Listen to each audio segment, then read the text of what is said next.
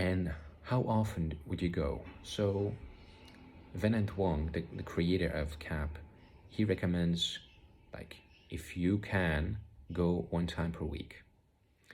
Now, some people, they go 1 time per week. I did. Some people go one time 2 weeks, 1 time 3 weeks, 1 time 4 weeks, 1 time 5 weeks, 1 time per month, 1 time per 3, 5, 6 months, 1 time per year. It's about being aware. Like, you don't need to go just to go. Like, don't fall into that trap, because I did. Because some people, they want to go just to go. This is a process where you have a life right now, and your life is running in a certain way and being lived in a certain way. The moment you start KAP, you're gonna change, because a lot of layers are gonna drop away and your true self will emerge. So your life can start to gradually change and habits can fall away. You might stop drinking or stop drinking coffee, or drop some habits, or develop new habits or new interests.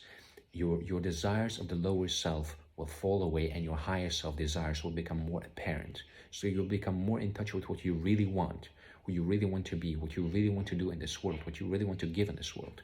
So your path might start to alter a little bit, because you will look back and you will see how confused you were, how many false ideas were leading you. So you will feel, and this is mostly for me, for some people it's just become, so they are very in touch with their feelings and with their intuition. So they feel like, okay, I feel I need to go again. I feel I need to go again. But be very cautious. Is it the feeling because you just want a new high? Because you get high on life, get high on energy. Is it because I want to get something out of it? Or is there a real desire, a feeling like I need to go again? Like something is aligned and I feel, I don't know why, but I just need to go. Like when you have that feeling, trust it. And if you don't go, you like your inner system, your inner guidance, your inner guru, it will guide you. It will let you know, like, this is what you need. This is what you need. So trust that. Trust that your inner guidance, your inner guru will tell you when you need it. So some people, they need a couple of weeks of integration because emotionally they're changing, so they need time to adapt. So you have a change, and all of a sudden you're different in your life. You're different in your life circumstances, and you need to live and live with this new energy, with this new configuration of who you are in your life. So your life will start to change little by little.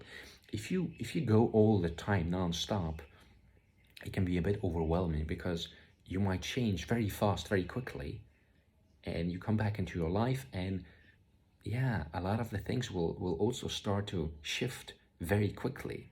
So give yourself time to psychologically adapt to it all, and be honest about it, communicate about it. How much time do you need? There's no set rule. I know a facilitator, she was doing 1 KAP session every 2 weeks for a year and a half while still working as a school teacher. And then after 1.5 years, she applied to be a KAP facilitator, and then she became a KAP facilitator. Another KAP facilitator, she also recommends, like, just do it 2 times a month or 1 time a month. I did it 1 time a week. Sometimes I did it 2 times a week, 3 times a week. I did it, but with me, it was because I was so disconnected from myself, and I felt like this. I feel alive there. I want to feel more alive. I was getting very deep connected with life there, and I was having these experiences that were like breadcrumbs for my path, for who I am, for my journey. So I was almost like addicted to it, and I was going a lot. And then a facilitator, she told me, like, Igor, you need time to integrate. Take more time to integrate. We had a phone call. It was a 1 hour phone call, and she said, I was talking to Venant. He said 1 time per week at the minimum. Minimum 1 week in between sessions, because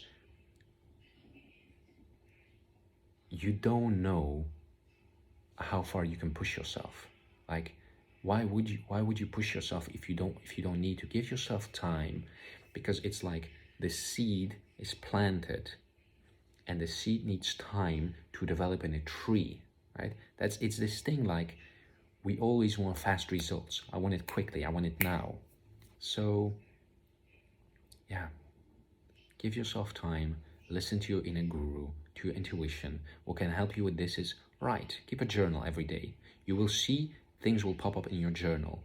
And how do you write? How do you keep a journal? Well, what I do is there's this practice that's called the artist's way, and it's you just take a piece of paper every day and you just write whatever comes up, freestyle writing.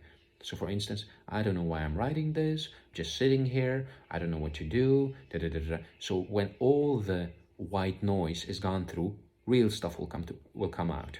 And you can do like it's 3 pages usually. It's like 3 pages, it takes 10 minutes to write it all out, and just write without analyzing. Just write it out, whatever comes up. It's a great meditative tool. And it's also, it clears your mind, and it gives you structure in your thinking. You see, whoa, these are the thoughts that are in my head. You just try it out. It's a really great tool. Because I know if you want to keep a diary, you have this feeling like I need to write something from my feelings, something real, something like you can do also that. It's fine, but it will take more time, and it's like a whole process on itself. Like whatever appeals to you, but keep a diary, meditate, do some mindfulness meditation, or go in nature, to go for walks. Intuitively, you will start to feel impulses arise, ideas arise.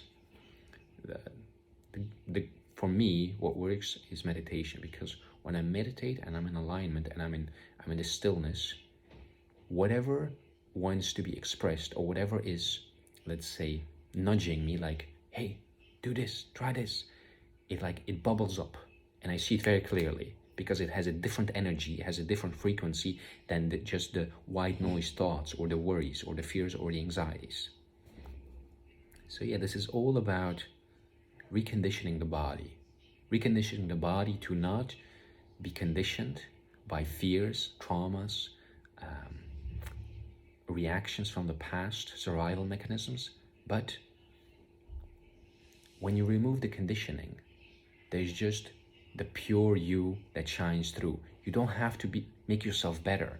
You don't have to become someone better or someone good, or try to do something special to be someone special.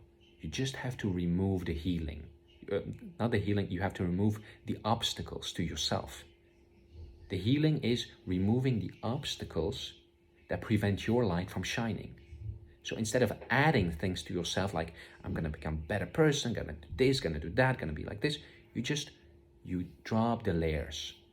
And the more layers that are dropped, the more that your good nature, the more that your empathy, your kindness, your love, your genuine sincerity for warmth and openness and gentleness and connection, it will just shine through you. You won't even have to try. It will be like second nature to you. But of course, if you feel a call to do certain practices, try it out. Try processes that you feel called to, because every process, whether it's mindfulness or heart meditations or any kind of practices, they all have value, because they teach your body to be in a certain state of being, to express itself in a certain state of vibration, certain state of frequency. So never back away from a process. Every process has value if you go through it. So yeah, thank you so much for your comment. I really warmed my heart, and I'm really glad for you and your wife. And enjoy yourself.